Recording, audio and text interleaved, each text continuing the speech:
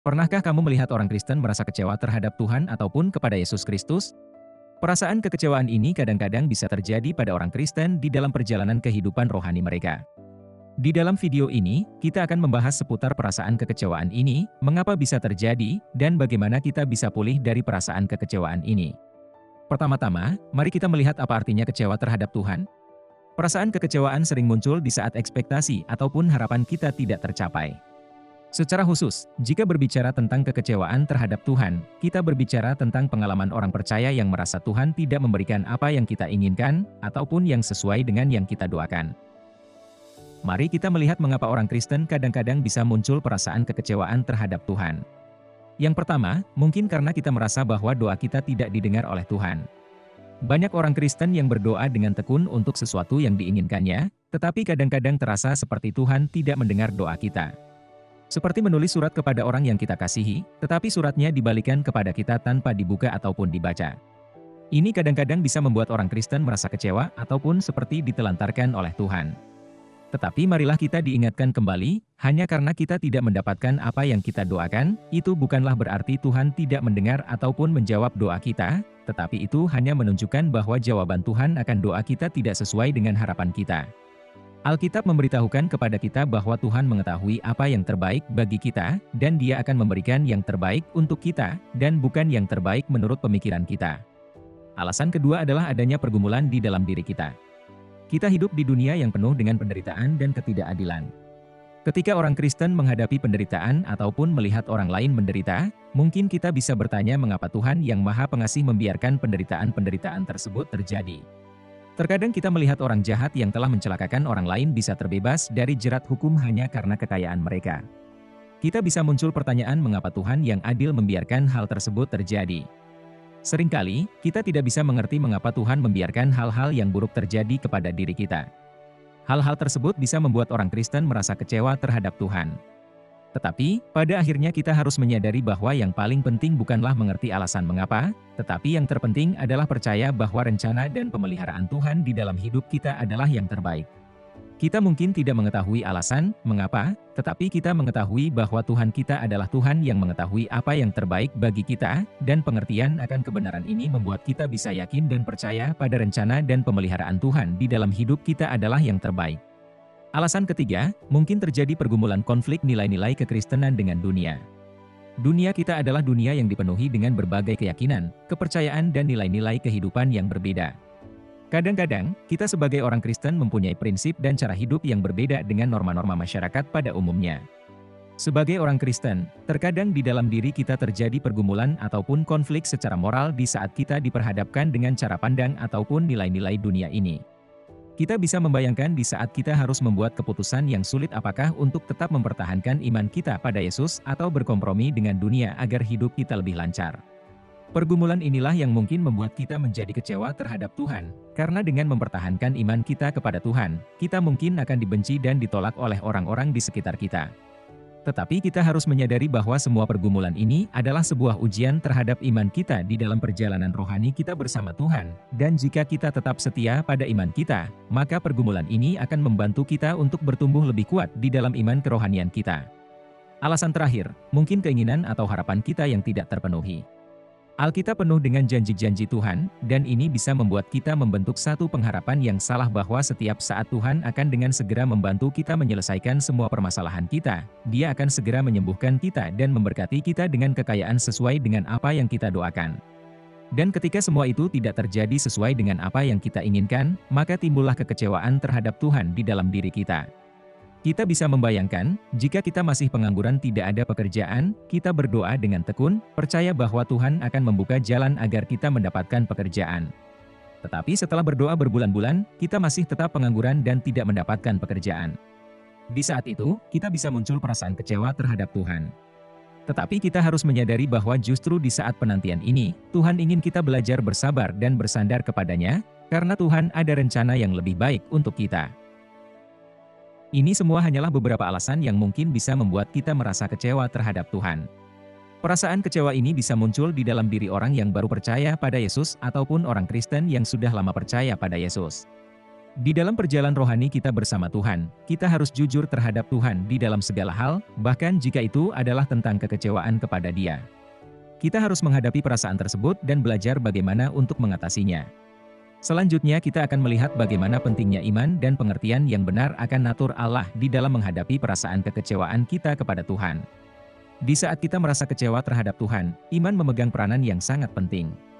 Iman seperti cahaya yang menerangi kegelapan, memimpin kita untuk terus berjalan ke depan. Orang Kristen mungkin bisa merasa kecewa, kehilangan arah bahkan terluka, tetapi iman mengingatkan kita bahwa kita tidaklah sedang berjalan sendirian. Tuhan menyertai kita. Iman lebih dari sekedar percaya. Iman adalah suatu keyakinan untuk bersandar dan berserah kepada Tuhan. Bersandar kepada janji Tuhan bahwa Dia adalah Tuhan yang menyertai kita, bahkan di saat-saat kita sedang terluka dan kecewa. Seperti yang dicatat di buku Ibrani pasal 11 ayat 1 mengingatkan kita bahwa iman adalah dasar dari segala sesuatu yang kita harapkan dan bukti dari segala sesuatu yang tidak kita lihat. Ketika kekecewaan muncul, iman mengingatkan kita untuk tetap percaya kepada Tuhan seperti yang dicatat di dalam Amsal, percayalah kepada Tuhan dengan segenap hatimu, dan janganlah bersandar kepada pengertianmu sendiri. Iman membawa kita untuk melihat segala sesuatu dengan cara pandang kekristenan, dengan hikmat bijaksana dan pengertian dari Tuhan dan bukan dengan mengandalkan pengertian kita sendiri. Selain iman yang sejati kepada Tuhan, untuk menghindari kekecewaan, kita juga harus mengerti secara benar siapa Tuhan yang kita sembah. Siapakah Yesus Kristus Tuhan kita? Alkitab mencatat bahwa Tuhan kita adalah Tuhan yang Maha Tahu, Maha Kuasa dan penuh kasih kepada anak-anaknya.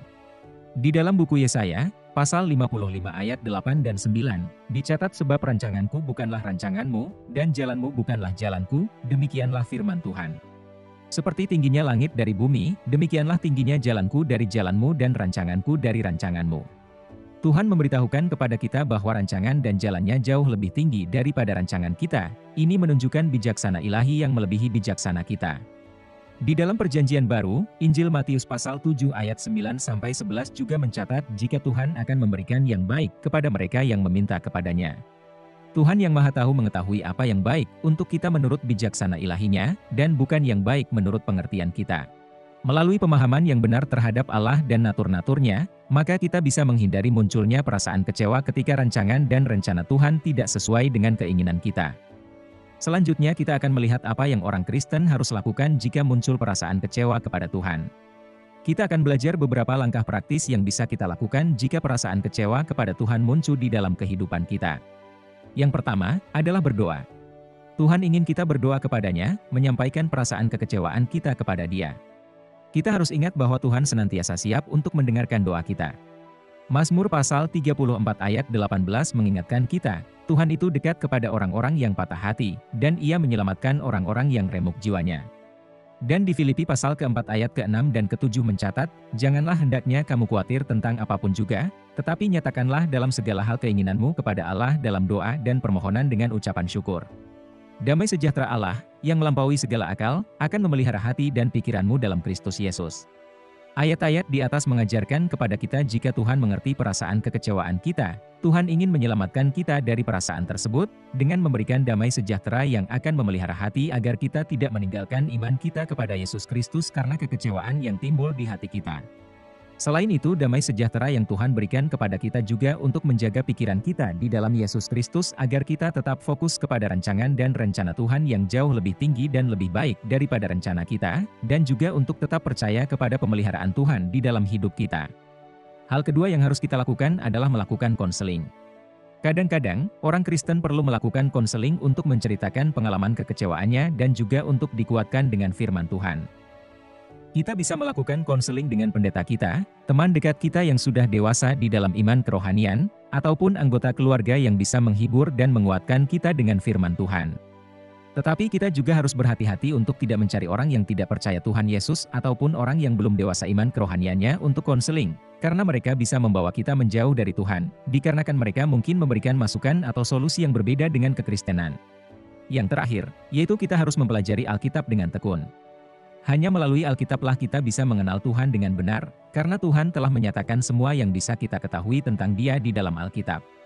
Dengan mempelajari Alkitab dengan baik, maka kita bisa mengetahui natur Tuhan, janji Tuhan dan hal-hal lain yang membuat kita lebih mengenal siapa Tuhan yang kita sembah. Injil Matius pasal ke-7 ayat ke-9 sampai ke-11 mencatat, adakah seorang daripadamu yang memberi batu kepada anaknya, jika ia meminta roti, atau memberi ular, jika ia meminta ikan? Jadi jika kamu yang jahat tahu memberi pemberian yang baik kepada anak-anakmu, apalagi Bapamu yang di sorga, ia akan memberikan yang baik kepada mereka yang meminta kepadanya. Dan di Amsal pasal ke-3 ayat ke-5 dan ke-6, percayalah kepada Tuhan dengan segenap hatimu, dan janganlah bersandar kepada pengertianmu sendiri. Akuilah Dia dalam segala lakumu, maka Ia akan meluruskan jalanmu. Dua bagian firman Tuhan ini mengajarkan kepada kita untuk tidak mengandalkan pengertian dan hikmat bijaksana kita sendiri, dan ketika muncul perasaan kecewa terhadap Tuhan, kita harus percaya kepada Tuhan dengan segenap hati kita, percaya akan rancangan dan rencana Tuhan adalah yang terbaik untuk kita. Kita mungkin saja bisa salah di dalam menilai sesuatu sesuai dengan hikmat bijaksana kita sendiri, tetapi Alkitab mengajarkan kita bahwa Tuhan tidak mungkin berbuat kesalahan, Dia tidak akan membuat kesalahan di dalam pemeliharaannya di dalam hidup kita, Dia tidak akan membuat kesalahan di dalam menjawab doa-doa kita. Dia tidak akan melakukan kesalahan di dalam semua yang Dia kerjakan. Oleh karena itu, kita harus tetap percaya kepada Tuhan, percaya bahwa apapun yang terjadi di dalam hidup kita, itu semua ada di dalam pemeliharaan Tuhan dan ada rencana Tuhan yang terindah untuk kita. Itulah 3 langkah yang bisa kita lakukan untuk membantu kita ketika muncul perasaan kekecewaan terhadap Tuhan muncul di dalam hidup kita. Ketiga langkah tersebut juga akan merubah kekecewaan kita menjadi iman yang lebih kuat lagi kepada Tuhan. Walaupun kekecewaan terkadang bisa muncul, tetapi itu semua akan membawa kita menjadi semakin bertumbuh di dalam iman jika kita berhasil mengalahkannya. Di dalam masa kekecewaan inilah, kita membawa diri kita semakin dekat dengan Tuhan, membangun kembali relasi yang intim dengan Tuhan. Sebagai penutup, kita harus ingat jika muncul perasaan kecewa terhadap Tuhan, kita harus melakukan 3 hal berikut. Yang pertama, berdoa, memohon Roh Kudus untuk menguatkan iman kita agar kita tidak meninggalkan iman kita di dalam kekecewaan ini. Selanjutnya yang kedua, melakukan konseling dengan orang yang lebih rohani, seperti pendeta kita, agar kita diingatkan kembali akan firman Tuhan, dan juga janji-janji Tuhan di dalam Alkitab sehingga kita kembali dikuatkan lagi. Dan terakhir, kita harus mempelajari Alkitab dengan baik agar kita bisa lebih mengerti dan mengenal Tuhan yang kita sembah, dan juga lebih mengerti jika rancangan dan rencana Tuhan adalah yang terbaik untuk kita. Kiranya video kali ini bisa membantu teman-teman yang sedang mengalami kekecewaan terhadap Tuhan, dan melalui video ini kita bisa mengatasi perasaan kekecewaan ini dan tetap setia di dalam iman kita kepada Yesus Kristus. Silahkan tuliskan di kolom komentar di bawah jika teman-teman mempunyai pengalaman kekecewaan terhadap Tuhan dan bagaimanakah Anda mengatasinya.